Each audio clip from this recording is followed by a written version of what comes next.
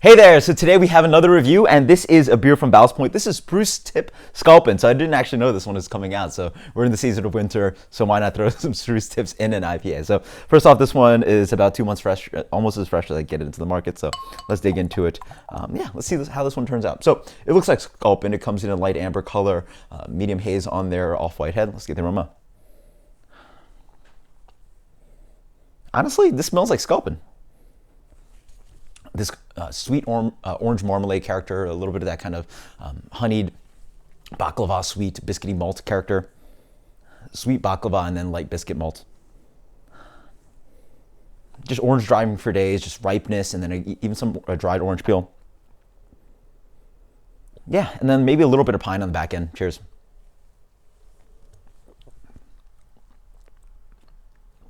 Okay, yeah.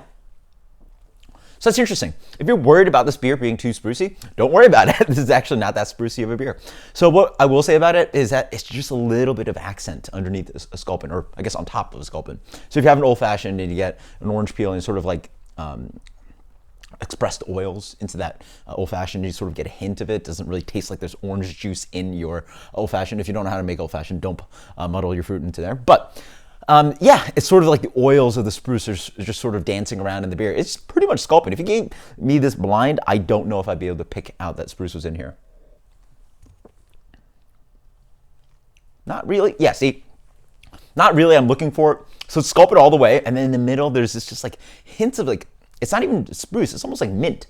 It's just a green pine mint spruce thing dancing around there. So you get a little bit of forest in the middle, and then it's just plain Sculpin. So plain Sculpin, you get this ripe orange marmalade character, a little bit of that biscuity malt that I was talking about, orange pith, grapefruit pith, a little bit of bitterness, medium to medium plus bitterness driving on the back end.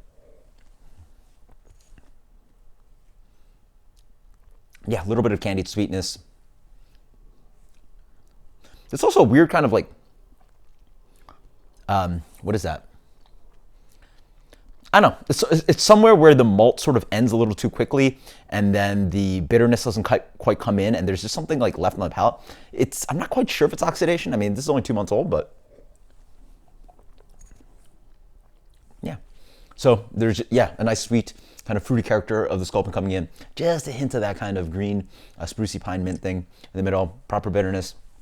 It's just Sculpin. I will say though, like just talking about Sculpin itself right here, it's nothing like too explosive for me. And but I do really sort of like that complexity of the spruce. I mean, it's fun. It doesn't dominate the nose. It's really not really very noticeable. And again, unless you'd really told someone, I don't think someone would really be able to perceive it. And then just dances just in the middle, offering complexity. Again, we're adding complexity to the fruits and the malts and the fruity hops and the malts to this beer. So it's fun. I like it. As for rating, this beer for me is getting an 86.